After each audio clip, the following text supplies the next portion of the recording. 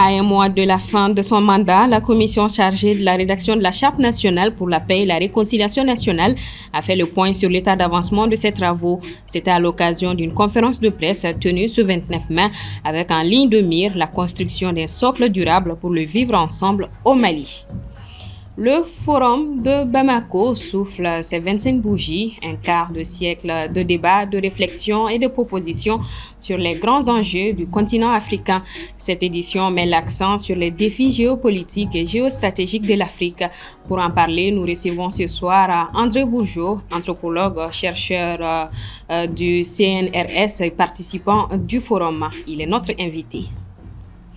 La 4e édition du Fassège Sougou a ouvert ses portes ce 29 mai à la place du cinquantenaire de Bamako. L'initiative met en lumière l'innovation durable et l'inclusion des femmes.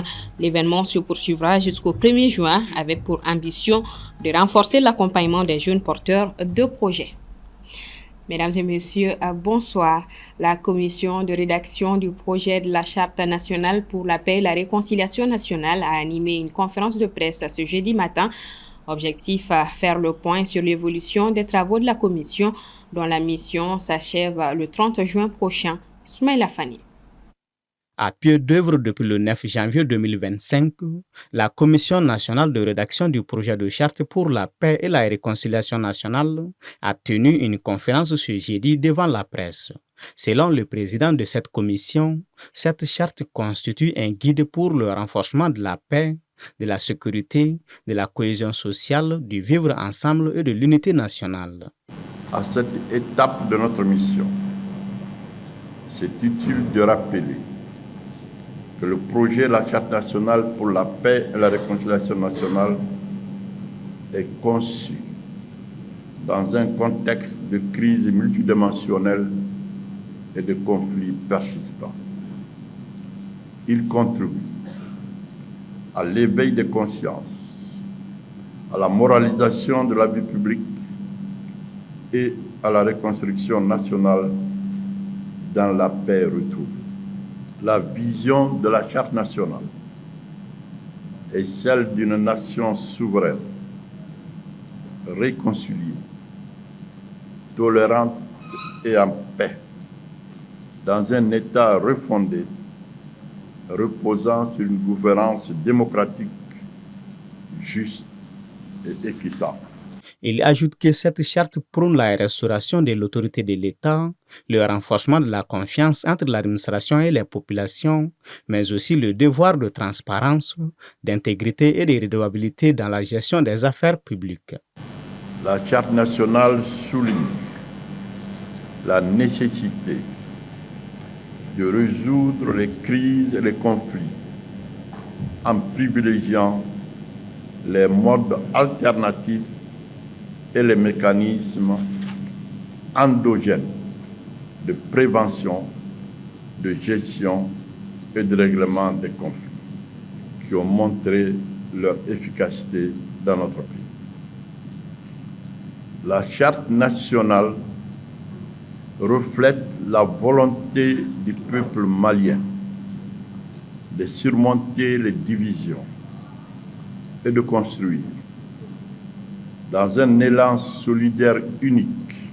Parmi les nombreuses interrogations formulées par la presse, figure l'implication des partis politiques dans ce processus, puisqu'ils ont été dissous le 13 mai dernier par un décret pris en Conseil des ministres. Nous pouvons les considérer aujourd'hui quand même comme des personnes ressources qui ont la possibilité de réagir auprès de la Commission sur les questions traitées dans le document qui leur avait été proposé.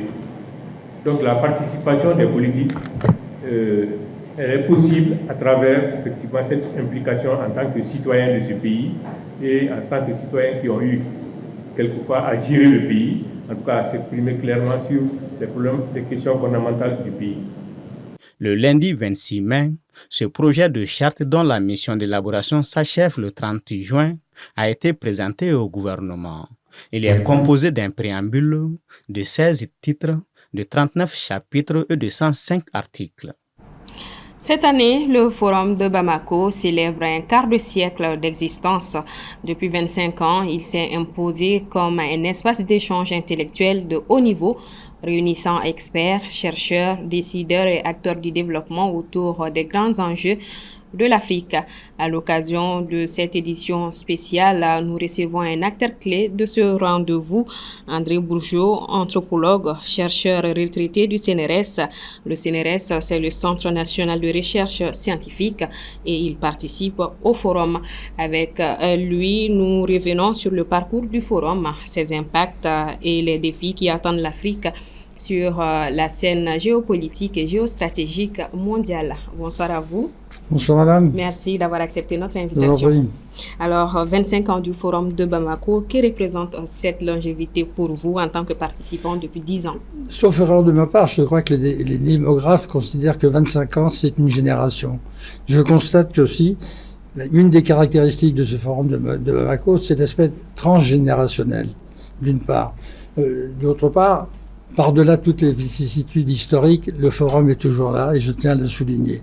Le fait qu'il soit toujours là, ça veut dire qu'il y a un esprit particulier dans ce forum qui prévaut depuis des années et que cet esprit particulier a créé une sorte d'amis du forum qui sont aussi les amis du Mali. Je ne dis ça, je ne dis pas les deux. C'est ça qui me paraît important. Le noyau dur est constitué d'amis du forum qui sont aussi les amis du Mali. Et ça, c'est quand même quelque chose qui montre bien l'invariant et les capacités de ce forum à se reproduire, quelles que soient les circonstances historiques. Et justement, cette édition rend hommage à des figures marquantes du forum.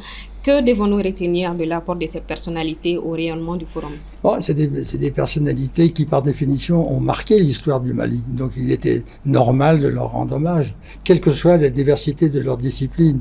Moi, j'ai été très ému lorsque j'ai vu la manière dont on a présenté. C'est aussi la mémoire qui est là. C'est pas simplement un hommage, c'est-à-dire c'est la mémoire qui est là, qui transfère aussi des valeurs, parce que ces gens-là incarnent des valeurs particulières. C'est aussi ça le forum, c'est les conditions de transmission et de reproduction de toutes ces valeurs. Alors, le thème de cette année porte sur les enjeux géopolitiques et géostratégiques de l'Afrique. Quelles sont, selon vous, les urgences à traiter sur ces terrains? Les urgences, c'est essentiellement des problèmes de paix, des problèmes de gouvernance, des problèmes de démocratie. On rencontre ça partout dans le monde actuel. Donc c'est pas des thèmes spécifiques au Mali. On voit bien que tout ce qui se passe actuellement, cette fois-ci au niveau mondial, c'est la mise en place d'un nouvel ordre mondial. Et dans cette mise en place d'un nouvel ordre mondial, il y a des avancées, il y a des reculs, il y a des conflits. Ça ne peut pas, l'histoire n'est jamais faite de lignes, d'aspects linéaires pacifiques. Il y a toujours eu des contradictions. Le problème se pose en ces termes. Comment les États résolvent ces contradictions? Pour en revenir, parce que vous me parlez aussi du Mali, bon, moi je suis ni optimiste ni pessimiste, mais il y a toujours possibilité d'améliorer les situations. Si je prends pour exemple la nature des relations entre le peuple malien et le peuple français, je peux vous dire qu'elles sont excellentes. Il n'y a jamais eu de gros problèmes. Il y a toujours eu une sorte de complicité dans les valeurs culturelles, dans les complicités aussi dans la représentation, la bonne humeur. Au Mali, c'est assez agréable, c'est que le sourire est toujours là. Et quand il y a conflit, il y a toujours possibilité de trouver une solution. Même quand on est confronté à des situations délicates, ce qui a été mon cas, on a toujours trouvé une solution.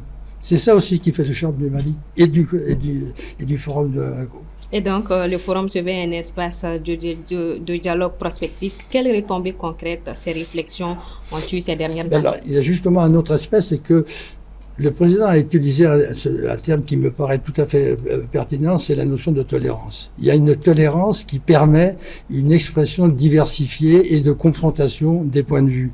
Et ça, c'est le ferment aussi de l'histoire, c'est le ferment de la société qui permet justement l'évolution par l'innovation.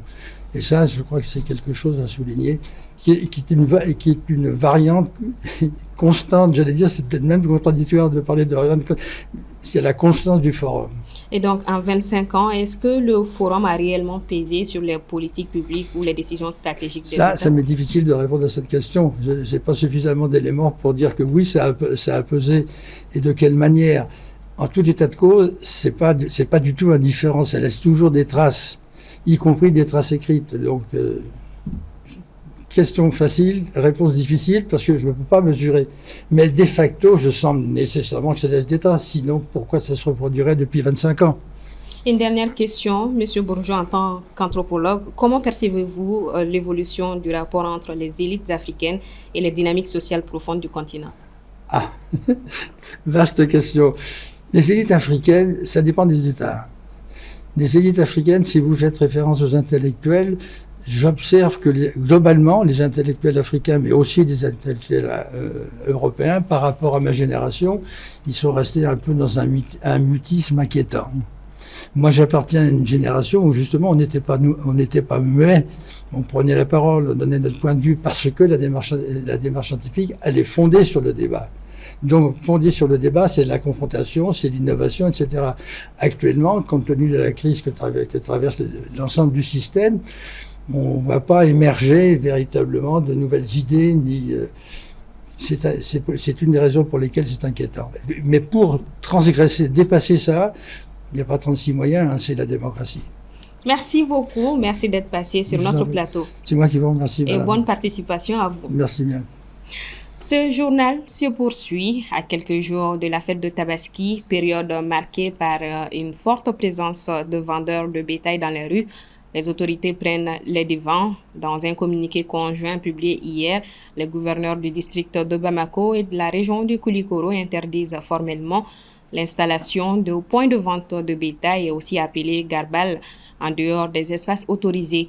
Cette mesure vise à préserver l'ordre public, assurer la sécurité des citoyens et éviter l'encombrement des voies. Les forces de l'ordre sont instruites pour veiller à l'application stricte de cette décision et les contrevenants s'exposent à des sanctions. Je l'annonçais au sommaire, l'entrepreneuriat vert et féminin, une opportunité pour les jeunes. C'est sous ce thème à la fois ambitieux et porteur de sens que s'est ouverte ce 29 mai la 4e édition du Fassège Sougou qui va s'étendre jusqu'au 1er juin 2025 à la place du cinquantenaire de Bamako. L'objectif est de soutenir les jeunes pour concrétiser leur ambition.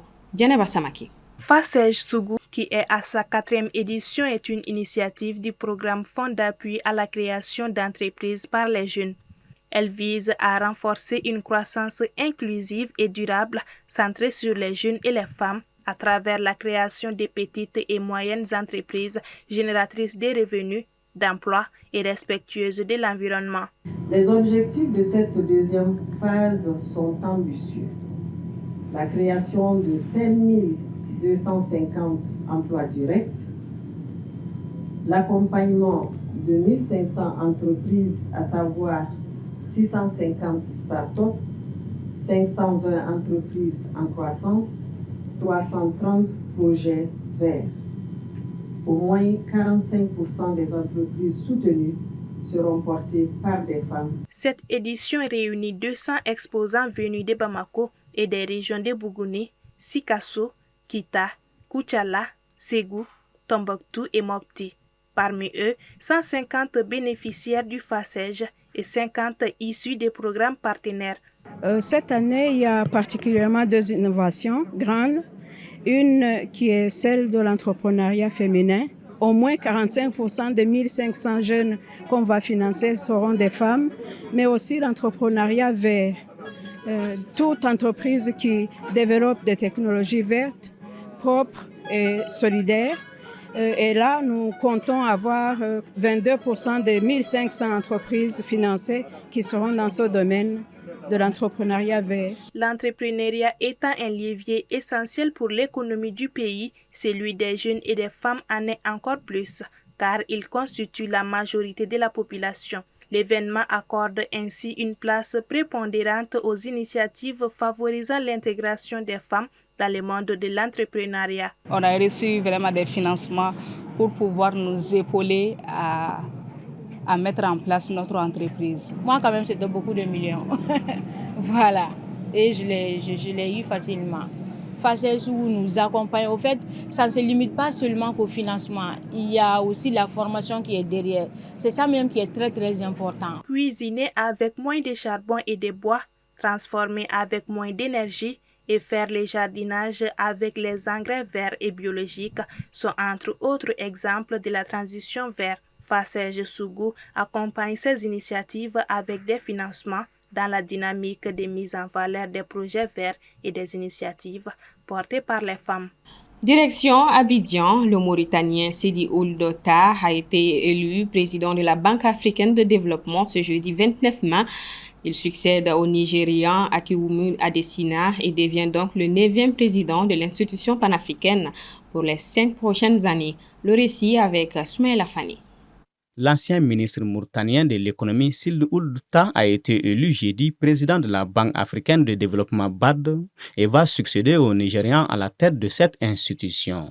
Il l'a emporté face aux 4 autres candidats après 3 tours de scrutin. Sidi Ould Tah devient donc le 9e président de l'institution panafricaine pour les 5 prochaines années. Il n'aura fallu que 3 tours de scrutin pour qu'il l'emporte, avec 76,18% des voix, face au Zambien Samuel Maïbo 20,26% et au Sénégalais Amadou Hott 3,55%. Fondée en 1964, la BAD, qui compte 81 pays membres, dont 54 africains, est l'une des grandes banques multilatérales de développement.